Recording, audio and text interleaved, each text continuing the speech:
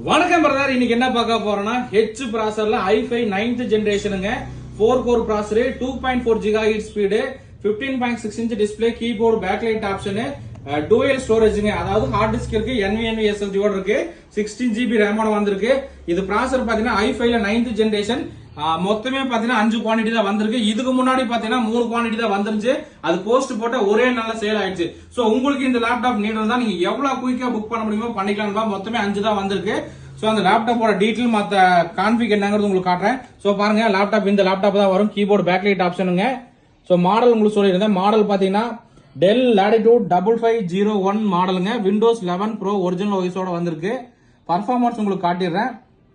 ப்ராசர் பாத்தீங்கன்னா Intel core i5 ல 9th ஜெனரேஷன் ஹெச் ப்ராசருங்க. 2.5 GHz ஸ்பீடு 4 கோர் ப்ராசரோட வந்திருக்கு. RAM பாத்தீங்கன்னா 16 GB RAM DDR4. இன்னொரு சிங்கிள் 60 நீங்க போடணும்னா போட்டுக்கலாம். 32 GB சப்போர்ட் ஆகும். SSD பாத்தீங்கன்னா 256 GB NVMe SSD, 500 GB hard disk SSD நீங்க இன்க்ரீஸ் பண்றதுனால பண்ணிக்கலாம் நண்பா. இன்டெல் ஷேர்ட் கிராபிக்ஸ் கார்டு பாத்தீங்கன்னா 8 GB ஓட வருது. சோ இந்த லேப்டாப்போட பிரைஸ் நம்ம தரது பாத்தீங்கன்னா 26,500 ரூபாய்க்கு தரங்க. C-Type USB HDMI எல்லாமே வந்துருங்க. சோ லேப்டாப் ரொம்ப நீட்டா இருக்கு. இதுல மொத்தமே 5 குவாண்டிட்டி தான் வந்திருக்கு. சோ இந்த மாதிரி லேப்டாப் டெஸ்க்டாப் நம்ம ஃபாலோ பண்ணிங்க. அந்த வீடியோ பிடிச்சா மறக்காம லைக் அண்ட் ஷேர் பண்ணுங்க. ஓகே நண்பா, தேங்க்யூ.